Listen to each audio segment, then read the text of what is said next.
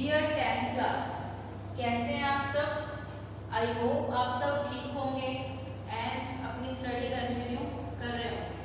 तो देखो, आज हम हमारा जो नेक्स्ट चैप्टर है, चैप्टर नंबर 17 वो स्टार्ट करेंगे। ठीक है, तो देखो चैप्टर नंबर 17 है क्या? तो चैप्टर नंबर जो 17 है वो है करेंसी एंड फाइनेंशियल इंस्टीट्यूशंस। यानी कि इस चैप्टर में हम किस चीज़ के बारे में पढ़ेंगे? करेंसी के बारे में, करेंसी के बारे में और फाइनेंशियल इंस्टीट्यूशंस के बारे में। तो देखो करेंसी होती क्या है, पहले करेंसी समझ लें कि करेंसी क्या होती है। तो करेंसी जो है एक मीडियम ऑफ एक्सचेंज है। क्या है करेंसी? एक मीडियम ऑफ एक्सचेंज है, मतलब ऐसा सोर्स है जिसके थ्रू हम क्या कर सकते हैं, जिसके थ्रू हम हमारा जो कमोडिटीज है यानी कि जो प्रोडक्ट्स है उन्हें क्या कर सकते हैं, परचेज कर सकते हैं। बात क्लियर हुई कि करेंसी क्या है? एक मीडियम ऑफ एक्सचेंज है जिसके थ्रू हम डिफरेंट कमोडिटीज और जो थिंग्स है उनको क्या कर सकते हैं, परचेज कर सकते हैं। तो ये तो है करेंसी।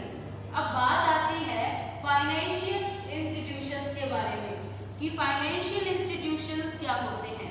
जैसे बैंक्स वगैरह होते हैं ना, banking, commercial bank, RBI, reserve bank of India, ये सब क्या होते हैं? फाइनेंशियल इंस्टीट्यूशंस होते हैं जहाँ ये पैसों से रिलेटेड का जो ये पैसों से रिलेटेड क्या होता है, जो कैलकुलेशन होता है वो किया जाता है। तो ये क्या है? फाइनेंशियल इंस्टीट्यूशंस है। तो ये तो है चैप्टर जो आज हम स्टडी करेंगे। तो स्टार्ट करते हैं। Currency is regarded to be one of the greatest inventions of Mankind.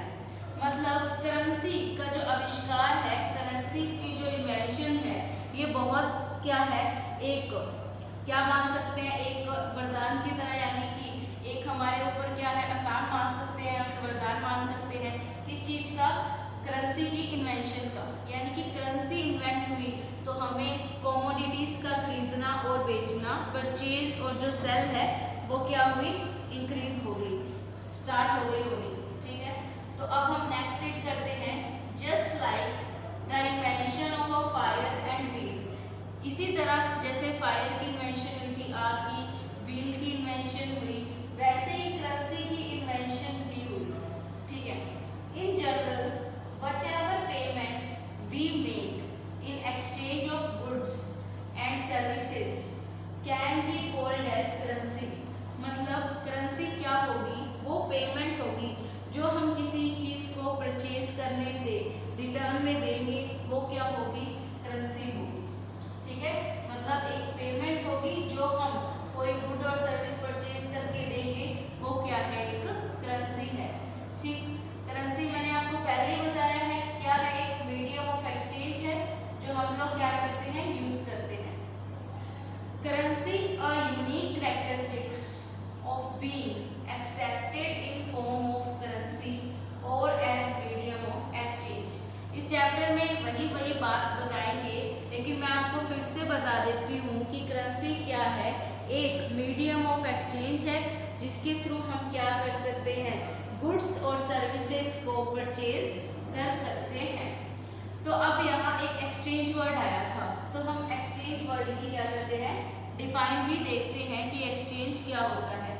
तो exchange is the give and take of a good और service in lieu of currency और एनी अदर गुड और service. मतलब exchange क्या है, एक ऐसा give and take है, यानी कि खरीदना या फिर बेचना किस चीज़ का, किसी भी गुड्स या फिर सर्विस का, किसकी टर्म्स में? करेंसी की टर्म्स में। देखो पहले जब करेंसी नहीं थी ना, तो एक इकोनॉमी जो थी, जो हमारे इंडिया में क्या थी, एग्जिस्ट करती थी, वो थी इकोनॉमी। उस इकोनॉमी को क्या बोला जाता था? CC economy. ठीक है, क्या बोला जाता था? CC economy. मतलब कमोडिटी टू कमोडिटी, यानी कि हमारे पास तब पैसे तो थे नहीं, तो हम कैसे एक्सचेंज करते थे कि मेरे पास अगर वीट है और मुझे सामने वाले जो पर्सन है उससे राइस चाहिए, तो मैं क्या करूँगी, उसका जो राइस है वो मैं ले लूँगी और जो मेरे वीट है वो ले लेंगे। यानी कि कॉमोडिटी से ही एक्सचेंज कर लेते थे।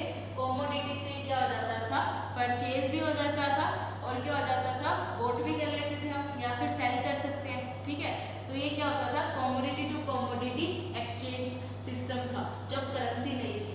तो एक्सचेंज किसके थ्रू होता था, कॉमोडिटीज के थ्रू।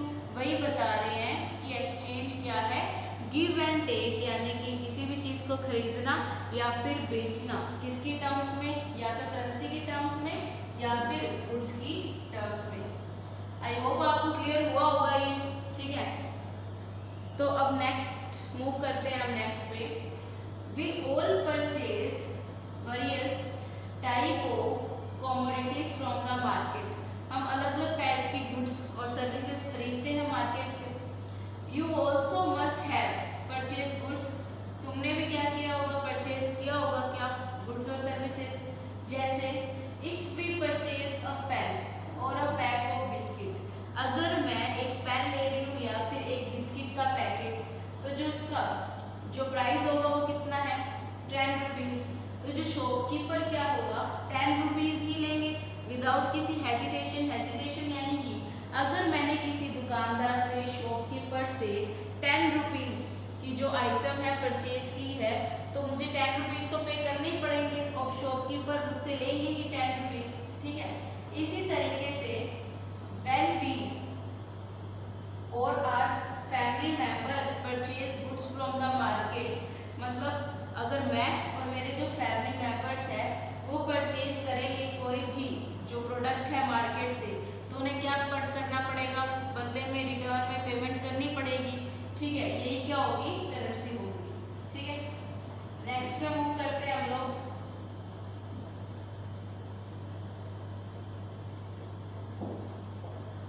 नेक्स्ट देखो, अभी तो हमने बात किसकी की थी, करेंसी की थी। ठीक है, कि करेंसी क्या होता है, करेंसी को हम कैसे क्या करते हैं, यूज करते हैं क्या करने में, गुड्स और सर्विस खरीदने या फिर बेचने में। ठीक है, अब थोड़ा सा ये हमें बताएंगे ये करेंसी हम यूज कैसे करते हैं। ठीक है, करेंसी को क्या करेंगे, डिस्कस करेंगे। There are various forms of currency. तो अलग अलग तरह की करेंसी है जो क्या की जाती है, मीडियम ऑफ पेमेंट या फिर मीडियम ऑफ एक्सचेंज। किसी भी प्रोडक्ट, किसी भी गुड और सर्विस को परचेज करने के लिए जो हम यूज़ करते हैं वो करेंसी अलग अलग तरह की है। जैसे इंडिया में क्या है, इंडिया की जो करेंसी है वो क्या है, रुपी है। ठीक है, हर जो कंट्री है उसकी अपनी करेंसी है। इंडिया की क्या होगी, रुपी हो गई। ठीक है, और इसमें आपको बताया होगा कि अमेरिका की क्या हो गई, डॉलर, यूएस डॉलर बोल सकते हैं, ये क्या हो गई, अमेरिका की करेंसी। ठीक है, करेंसी है जो ब्रिटेन की, उसका जो सिंबल ये आपको दिया हुआ है लास्ट में, ये है। जैसे हमारे जो कंट्री है उसकी करेंसी का सिंबल ऐसे बनाते हैं।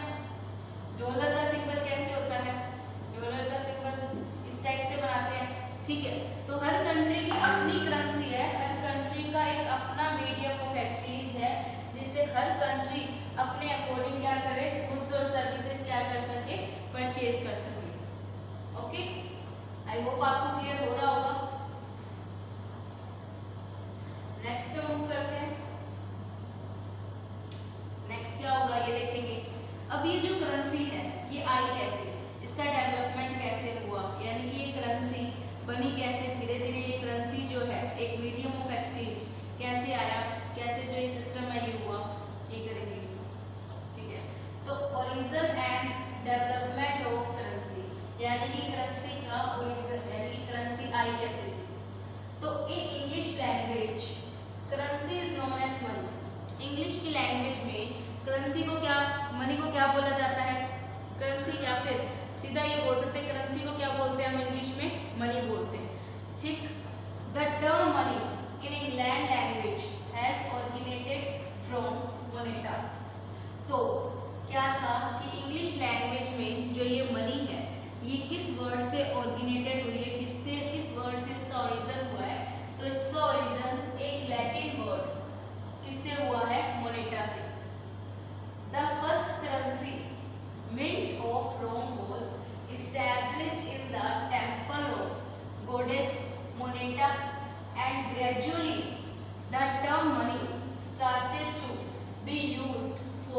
करेंसी इन कॉमन फॉर्म, मतलब कि पहले क्या था रोम में, या फिर जब पहले जो ये करेंसी थी इस्टेब्लिश यानी कि ओरिजिन हुआ ही था इस करेंसी का, तब हम इसे कैसे जानते थे, मोनेटा वर्ड से जानते थे। लेकिन धीरे धीरे जब ये जो करेंसी है लोग इसे ज़्यादा यूज़ करने लगे, हम लोग इसे ज़्यादा यूज़ करने लगे, तो इसको क्या बोलने लगे हम, मनी। ठीक है, फिर है it is believe that along with China India is also included in those countries of the world which firstly issued coins. फिर धीरे धीरे क्या हुआ कि इंडिया भी उन कंट्रीज के बीच में आ गया जहाँ सब कंट्रीज ने पहले क्या किए थे, कॉइन इशू किए थे। देखो स्टार्टिंग में तो क्या था, पहले तो सिर्फ क्या होता था, कॉइन्स ही आए थे, यानी कि अब हम नोट यूज़ करते हैं ना, जैसे 10 रुपी नोट, 20 रुपी नोट्स, तो पहले क्या थे, सिर्फ कॉइन्स का ही यूज़ करते थे। तो हम देखो अब क्या करेंगे कि ये करेंसी कैसे डेवलप हुई, करेंसी का ओरिजिन कैसे हुआ, ठीक है, ये सब इस चैप्टर में पहले हम समझेंगे। लास्ट तक इस चैप्टर में जाते हमें ये पता चलेगा कि कमर्शियल बैंक कैसे आए, कमर्शियल बैंक एक्चुअली में होते क्या हैं, आरबीआई कैसे कमर्शियल बैंक के साथ एक अच्छा रोल प्ले करता है। ठीक है, तो हम इसी सीरीज़ को आगे बढ़ाएंगे कल। आप इतना इसे रीड कीजिएगा। Thank you and have a nice day.